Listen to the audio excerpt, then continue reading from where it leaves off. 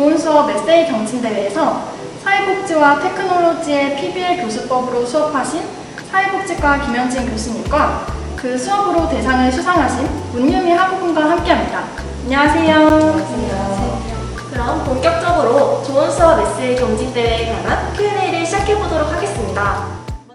먼저 교수님께 질문 드리겠습니다. 이 대회가 PBL 교수법으로 진행되었다고 하는데 PBL 교수법은 무엇이며 진행하게 된 계기가 무엇인가요? 네, PBL 교수법은 그동안에 전통적으로 강의식으로 진행되던 강의가 학생들의 참여도 부족하고 또 강의의 효율성도 좀 떨어진다고 평가가 되어서 학생들이 직접 수업에 참여하고 특히 어떤 문제를 해결하기 위해서 프로젝트를 구성하고 그것을 수행하는 그런 방식의 교수법인데 최근에 혁신 교수법으로 많이 각광을 받고 있고 또 제가 맡은 수업과 걸맞는다고 판단을 해서 적용하게 되었습니다.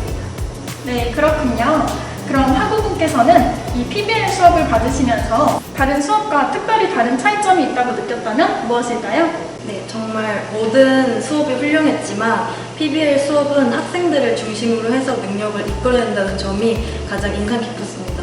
이론 수업은 학생들의 지식을 습득할 수 있는 이점이 있는 반면에 PBL 수업은 지식 확대에서 나아가 학생들의 창의력을 발전할 수 있었습니다. 또한 한 문제를 해결하기 위해서 한 학기 내내 팀 프로젝트가 실시되기 때문에 학생들의 팀워크 기술, 의사소통 기술, 발표 기술 등과 같은 능력도 향상할 수 있었습니다. 네, 답변 감사합니다. 답변을 듣고 나니 PBL 수업에 관심이 더 생기는 것 같습니다. 그럼 학우분께서는 이번 대회를 준비하면서 어떤 것을 배우고 느꼈는지 궁금합니다. 정말 많은 것을 배우고 느꼈는데 특히 저는 글쓰기의 중요성에 대해서 다시 한번 배울 수 있었습니다. 좋은 수업 에세이 대회인 만큼 어떻게 해야 좋은 수업을 잘 담아낼 수 있는 글을 작성할 수 있을지에 대해서 정말 많이 고민을 했는데요. 심사위원분들께서는 정말 수많은 에세이를 읽으실 테니 그것을 염두에 두고 눈길을 사로잡는 글쓰기에 중점을 맞춰서 글을 작성했습니다. 전하고자 하는 바가 명확히 드러나는 구성, 강조하고 싶은 문장 굵게 표시, 아니면 눈길을 사로잡는 소제목을 사용하는 등 작년 글쓰기 강의에서 배운 전략들을 활용하면서 눈길을 사로잡는 글쓰기 전략을 깨우칠 수 있었습니다. 글쓰기 같은 경우에는 타 대회에 출전하거나 아니면 일상 속에서도 정말 중요한 부분을 차지하기 때문에 이러한 능력을 향상할 수 있었던 것 같아서 매우 뿌듯합니다. 네, 그렇군요. 그럼 교수님께서는 제자분이 경진대회에 나가 당당히 수상을 하고 돌아오는데 담당 교수로서 소감이 어떠신가요? 우선은 깜짝 놀랐고요. 원래 유미 학생이 수업에도 열심히 참여하고 모범생이었기 때문에 글도 잘 쓰고 이런 건 알고 있었지만 전국대회에서 대상을 탔다는 얘기는 정말 깜짝 놀랄 만한 소식이었고요. 그만큼 너무 뿌듯하고 자랑스러웠습니다. 네, 그렇군요. 함께 준비한 만큼 느끼는 게 더 많을 것 같습니다. 그럼 계속해서 질문 드리겠습니다. 사회복지와 과학기술은 거리가 멀다고 생각하는 경우가 많습니다. 그래서인지 과목 이름인 사회복지와 테크놀로지가 인상 깊었는데요. 문유미 학우님께서 생각하는 사회복지와 과학의 관련성에 대해 듣고 싶습니다. 저는 사회복지와 과학기술은 앞으로 함께 나아가야 하는 동반자와 같은 관계라고 생각합니다. 저도 처음에 사회복지와 과학기술이 함께 사용된다고 했을 때 매우 생소하게 다가왔는데요. 주변에 관심을 가지고 다시 둘러보니 사회복지 현장에서는 이미 수많은 과학기술이 활용되고 있었습니다. 또한 사회복지 현장에서 과학기술의 필요성은 점점 대두되고 있다고 생각합니다. 예를 들어서 코로나와 같은 자연재해로 인해서 최근 2~3년간 사회복지 현장은 큰 어려움을 겪었습니다.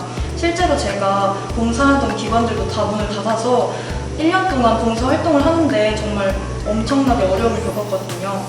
이러한 상황이 계속되자 사회복지 현장에서는 줌이나 구글 미트 같은 원격 화상 어플을 활용하여 주민들과 소통하기 시작했습니다. 또한 시간과 공간의 제약이 있던 상담과 같은 경우에도 메타버스와 같은 기술을 사용하면서 그러한 제약에서 조금은 벗어날 수 있게 되었습니다.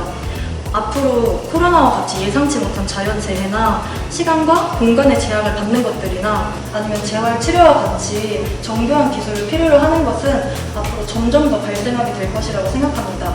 이러한 상황에 신속하게 대응하고 주민들과 끊임없이 소통을 하기 위해서는 사회복지와 과학기술은 동반자와 같이 함께 계속 나아가야 한다고 생각합니다.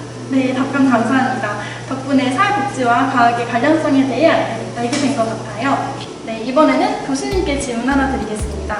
사회복지 사회복지와 테크놀로지가 복지와 기술의 융합을 통해 생겨난 복지 기술에 관련된 것이라고 알고 있는데 복지와 테크놀로지가 일상에서 주로 어떤 식으로 작용하고 있나요? 네, 우리 학과에 이 과목을 도입하게 된 이유도 이제 4차 산업혁명 시대에 과학기술이 강조된 부분도 있었지만 이제 우리나라나 또 전 세계적으로 저출생 고령화 현상이 일어나면서 이제 케어가 필요한 대상들은 많이 늘어나는데 이제 케어를 할 수 있는 이제 그런 산업 인구는 많이 줄어들고 있는 상황이에요. 그것을 이제 과학기술로 대처해서 이제 도움이 필요한 분들의 복지를 향상시키기 위해서 과학기술을 사용하게 되는 거라서 예를 들면 혼자 사는 독거노인분들이 당뇨약을 이제 새끼마다 제때 챙겨 먹는다거나 혹은 이제 외로움을 달래기 위해서 매번 이제 사람이 찾아가는 것은 한계가 있기 때문에 로봇을 활용해서 약 먹는 시간도 알려드리고 이렇게 대화의 대상도 되어드리는 그런 기능들도 이제 기술을 통해서 할 수 있고요. 그 외에 장애인분들이 몸이 불편한 부분을 기술을 활용해서 돕는다거나 또 아동들 같은 경우에는 요즘에는 글만 보기에는 흥미를 이끌기가 어렵기 때문에 여러 가지 재미있는 영상 화면이나 상호작용할 수 있는 AI 그런 과학 기술들을 활용해서 아동들이 정서적으로나 발달적으로 성장할 수 있게 돕는 그런 복지 프로그램들이 많이 개발되고 있는 중입니다. 네, 답변 감사합니다. 그리고 이번 대회의 키워드가 좋은 수업인데 교수님께서 생각하시는 좋은 수업이란 무엇인가요? 사실 단판 교수로서 좋은 수업이었다라고 말하기가 좀 민망스럽기는 한데요. 그리고 제가 생각하는 좋은 수업은 교수자가 훌륭해서 갖고 있는 지식이나 기술을 많이 전달하는 것보다는 학생들이 이 수업을 통해서 학습적 자극을 갖고 또 수업 내에서 여러 가지 시도를 통해서 자기의 한계를 깨치고 또 이제 실제 산업 현장에서 적용할 수 있는 다양한 아이디어를 만들어보고 함께 고민해보는 게 좋은 수업이지 않을까 생각합니다. 네, 그렇군요. 그럼 학우분께서는 이번 대회 준비하기 전과 후로 달라진 생각이나 태도 혹은 마음가짐이 있나요? 우선 대회를 준비하면서 한 학기 동안 배운 강의에 대해서 다시 한번 정리해보는 시간을 가졌습니다. 그 과정에서 사회복지와 테크놀로지의 활용이 있어서 윤리의 중요성에 대해서 다시 한번 생각해보는 시간을 가지게 되었습니다. 사회복지 현장에서 어떠한 과학기술이 활용될 때 그 편리함과 더불어 그로 인해 발생될 윤리적 문제까지 민감하게 대응해야겠다는 다짐을 할 수 있었습니다. 또한 실제로 강의를 수강하고 그리고 대회에 나간 후로 실제 현장에서 과학기술을 발견하였을 때 그로 인한 편리함과 그리고 그로 인해 발생된 윤리적 문제를 마인드맵처럼 끊임없이 연관지어서 생각해보는 태도를 지니게 된 것 같습니다. 네, 그렇군요. 그럼 끝으로 교수님께서 이 대회를 옆에서 지켜보신 만큼 또 소감이 남다르실 것 같은데 같이 준비하진 않았지만 옆에서 지켜보신 소감이 궁금합니다. 네, 우선 학생들이 실제로 수업을 통해서 어떤 걸 느끼고 있는지 아주 자세히는 다 알지를 못했는데 유미 학생이 쓴 에세이를 보고 제가 기대했던 것 이상의 많은 이제 학습적인 도움과 또 여러 가지 깨달음을 얻었구나라는 생각이 들어서 굉장히 보람이 있었고요. 앞으로도 더 좋은 수업을 해야겠다는 그런 다짐을 하게 됐습니다. 네, 답변 감사합니다. 이것으로 저희가 준비한 좋은 수업 에세이 경진대회 수상자 Q&A는 여기까지입니다. 함께 해주신 두 분 모두 감사드립니다. 저희 HWBS에선 다음 달 더욱 재미있고 유익한 나리톡톡으로 돌아오겠습니다. 지금까지 HWBS 기술부장 김세빈, 실무국장 이시연이었습니다. 감사합니다.